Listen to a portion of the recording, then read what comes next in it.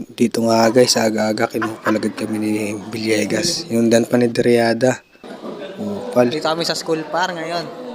Dito nga naisipan ni Purinyo magpapogi. Shit, ang gwapo. Tangan! Gusto mo makita yung ano, yung sa YouTube to mamaya? Oo, gago, maya-maya lang yung idea.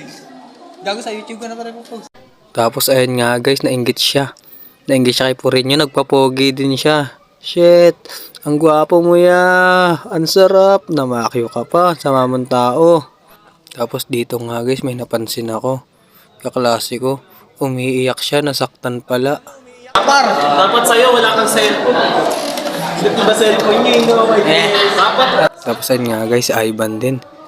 Sabi niya, videohan ko daw siya, magkapakit din daw siya. Kala ko magkapakit. Ay, nagpapogi pa, shit! Ayun nga, tamang kwentuhan sila guys. Habang nagpapakit siya, kanwari, hindi niya alam na bibigyan niya. Maglalabas pa siya ng tirit. Tapos ayun nga guys, habang inaantay na yung professor namin, tamang pakit tayo dito kasi wala tayong magawa. Boring pa ang buhay natin dyan banda. Kakatamad dyan guys.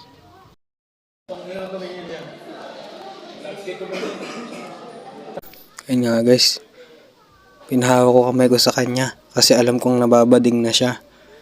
Sipurin niyo yan guys, ganyan talaga siya sa amin. Tapos dito nga sabi uli ni Ivan, bigyan mga kapre, papapogi lang ako. Dito nga guys, kinilig si Purinyo kasi dinikit ko yung tirit ko sa kanya.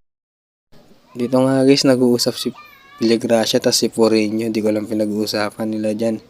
Basta may narinig lang ako about sa bading ganyan. Mamamakla daw sila after class. Kaya lumingon siya at kinilig. Kinilig din si Purinyo.